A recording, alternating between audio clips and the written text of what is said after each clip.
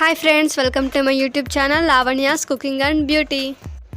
ఈరోజు మనం వంకాయ కర్వాడు కారం పులుసు చేసుకోబోతున్నాం. వంకాయ మరియు ఉప్పు చేప వేసి చేస్తే కర్రీ టేస్ట్ చాలా బాగుంటుందండి. కొంచెం కర్రీతోనే మొత్తం అన్నం అంతా తినేస్తారు, అంత టేస్టీగా ఉంటుంది. మరి ఇంకెందుకు ఆలస్యం, వీడియోలోకి వెళ్ళిపోదాం. కొత్తగా చూస్తున్న వారు ఎవరైనా ఉంటే మా ఛానల్ని సబ్స్క్రైబ్ చేసుకోవడం మర్చిపోకండి.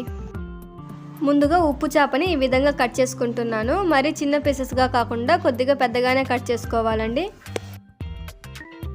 ఈ ఉప్పు చేప ముక్కల్ని 2 మినిట్స్ గోరువెచ్చని నీటిలో నానబెట్టుకొని 2 to 3 టైమ్స్ బాగా వాష్ చేసుకోవాలండి. ఈ విధంగా బాగా నీట్గా క్లీన్ చేసేసుకోవాలండి. ఇప్పుడు పిడికెడు చింతపండుని తీసుకొని 1 గ్లాస్ వాటర్ యాడ్ చేసుకొని నానబెట్టుకోవాలి.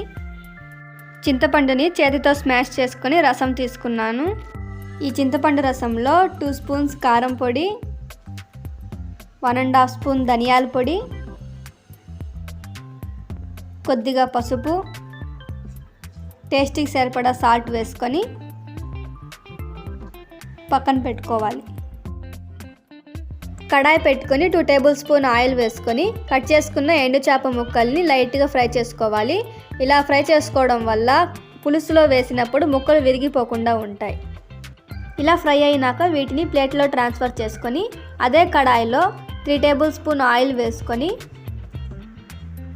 కొద్దిగా ఆవాలు, వెల్లుల్లి, 1 పచ్చిమిర్చి, కరివేపాకు, హాఫ్ కట్ చేసుకున్న ఆనియన్ వేసుకొని లైట్గా ఫ్రై చేసుకోవాలి.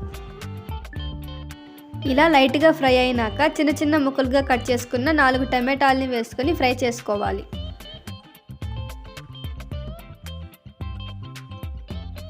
ఇలా టమాటాలు ఆయిల్ సెపరేట్ అయితే మనకి టమాటాలు ఫ్రై అయిపోయినట్టే. ఇప్పుడు ఇందులో కట్ చేసుకున్న వంకాయల్ని యాడ్ చేసుకొని 2 మినిట్స్ బాగా కలుపుకోవాలి. వంకాయ మరియు కర్వాడు వేస్తున్నాం కాబట్టి ఈ విధంగా వెడల్పుగా ఉండే కడాయిలో చేసుకుంటే బాగుంటుంది. ఇప్పుడు ఇందులో కలిపి పెట్టుకున్న చింతపండు రసాన్ని యాడ్ చేసుకొని 10 నిమిషాలు మూత పెట్టేసుకొని బాగా మీడియం ఫ్లేమ్లో హీట్ చేసుకోవాలి. వంకాయలు బాగా మెత్తబడేంత వరకు, పులుసు బాగా చిక్కబడేంత వరకు హీట్ చేసుకోవాలి. చూసారా, 10 నిమిషాల తర్వాత వంకాయ బాగా మెత్తబడిపోయింది, పులుసు కూడా బాగా చిక్కబడిపోయింది. ఇప్పుడు ఇందులో మనం ఫ్రై చేసుకున్న కర్వాడు ముక్కల్ని వేసుకొని స్లోగా కలుపుకోవాలి. ఎప్పుడూ కూడా ఎండు చేప ముక్కల్ని లాస్ట్లోనే వేసుకోవాలి. అప్పుడే మనకి ముక్కలు విరిగిపోకుండా ఉంటాయి, టేస్ట్ కూడా చాలా బాగా వస్తుంది. ఈ ఎండు చేప ముక్కల్ని వేసుకోగానే పులుసు అంతా ఎండు చేపల టేస్ట్ వచ్చేస్తుంది, చాలా బాగుంటుంది. ఇది వేసుకొని 1 మినిట్ హీట్ చేసుకొని స్టవ్ ఆఫ్ చేసేసుకోవాలి. అంతేనండి, ఎంతో సింపుల్గా వంకాయ ఎండు చేపల కారం పులుసు రెడీ అయిపోయింది. ఈ పులుసు అన్నంలోకి కానీ సంగట్లోకి కానీ చాలా బాగుంటుందండి. ఈ పులుసు అయితే గంగమ్మ తల్లి జాతరలో చేస్తారండి. ఈ పులుసుతోనే అమ్మవారికి నైవేద్యంగా పెడతారు. ఈ వీడియో కనుక మీకు నచ్చినట్టయితే లైక్ చేయండి, షేర్ చేయండి, సబ్స్క్రైబ్ చేయండి. మీరు కూడా తప్పకుండా ట్రై చేయండి.